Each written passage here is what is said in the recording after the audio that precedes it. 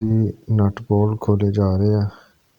ਨਟ bolt ਖੋਲ੍ਹਣ ਤੋਂ ਬਾਅਦ ਇੱਥੇ ਲਾਉਣਾ ਜੈਕ, ਥੋੜ੍ਹਾ ਜਿਹਾ ਉੱਚਾ ਕਰਨਾ ਅਤੇ ਆ ਜਿਹੜਾ ਨਾਲ ਵਾਲਾ ਟਾਇਰ ਆ ਇਹਨੂੰ ਕੱਢ ਕੇ ਅਤੇ ਇਹਦੇ ਵਿੱਚ ਟੂਬ 'ਚ ਪੈਂਚਰ ਲਗਵਾਉਣਾ ਵਾ।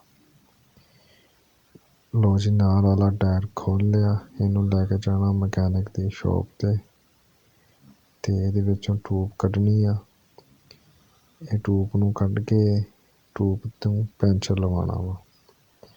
ਦੇਖੋ ਮਕੈਨਿਕ ਦੀ ਮਹਾਰਤ, 10 ਸੈਕਿੰਡ ਲਾਏ ਆ ਇਹਨੇ, ਟਾਇਰ ਨੂੰ ਉਹ ਖੋਲ੍ਹ ਦਿੱਤਾ ਜੀ। ਲਓ ਜੀ, ਟਾਇਰ ਖੁੱਲ੍ਹ ਗਿਆ। ਹੁਣ ਇਹਦੇ ਵਿੱਚੋਂ ਜਿਹੜੀ ਟੂਬ ਰੱਖੀ ਆ ਉਹ ਕੱਢਣੀ ਆ। ਇਸ ਤੋਂ ਬਾਅਦ ਨੂੰ ਇਹਦੇ ਵਿੱਚੋਂ ਕੱਢਣਾ ਹੈ ਟਾਇਰ, ਔਰ ਟਾਇਰ ਦੇ ਵਿੱਚ ਭਰਨੀ ਆ ਹਵਾ। ਲਓ ਜੀ, ਹਵਾ ਭਰ ਲਈ ਆ ਅਤੇ ਹੁਣ ਇਹਨੂੰ ਕਰਨਾ ਚੈੱਕ ਕਿ ਕਿੱਥੋਂ ਪੈਂਚਰ ਆ। ਅਤੇ ਆਹ ਪੈਂਚਰ ਵੀ ਚੈੱਕ ਹੋ ਗਿਆ ਅਤੇ ਲੈ ਗਿਆ ਜੀ। ਇਹਨੇ ਪੈਂਚਰ ਨੂੰ ਫੜ ਲਿਆ ਅਤੇ ਲੈ ਗਿਆ ਅੰਦਰ। ਹੁਣ ਇੱਥੇ ਲਾਉਣਾ ਇਹਨੇ ਨਿਸ਼ਾਨ ਅਤੇ ਇਹਦੀ ਕੱਢਣੀ ਆ ਹਵਾ ਅਤੇ ਹਵਾ ਕੱਢ ਕੇ ਇਹਨੂੰ ਰਗੜਾਈ ਕਰਨੀ ਹੈ। ਲਓ ਜੀ, ਹਵਾ ਕੱਢ ਦਿੱਤੀ, ਰਗੜਾਈ ਸ਼ੁਰੂ ਹੋ ਗਈ। ਨਾਲ ਉਹਨੇ ਸਿਲੰਡਰ 'ਤੇ ਇੱਕ ਚੀਜ਼ ਉਹਨੇ ਕੋਈ ਚੀਜ਼ ਗਰਮ ਕੀਤੀ ਜਿਹੜੀ ਇਹਨੂੰ ਹੀਟ ਦੇਣੀ ਹੈ।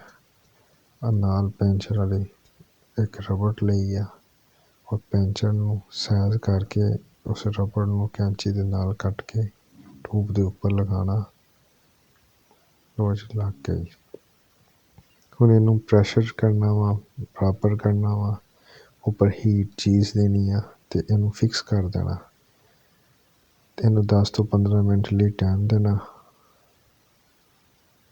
10 ਤੋਂ 15 ਮਿੰਟ ਲਈ ਇਹਨੂੰ ਟਾਈਮ ਦੇਣਾ ਫਿਕਸ ਕਰਕੇ। ਅਤੇ ਲਓ ਜੀ, 10-15 ਮਿੰਟ ਹੋ ਗਏ ਆ, ਇਹਨੂੰ ਕੱਢਿਆ, ਦੇਖੋ ਜ਼ਰਾ ਹੁਣ ਪੈਂਚਰ ਲੱਗ ਗਿਆ ਜੀ।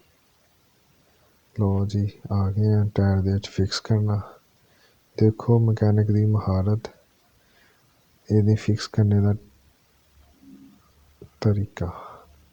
ਆਹ ਜੀ ਟੂਬ ਰੱਖ ਦਿੱਤੀ ਵਿੱਚ ਅਤੇ ਹੁਣ ਵੀਲ ਨੂੰ ਇਹਦੇ ਵਿੱਚ ਡਾਲਣਾ ਵਾ।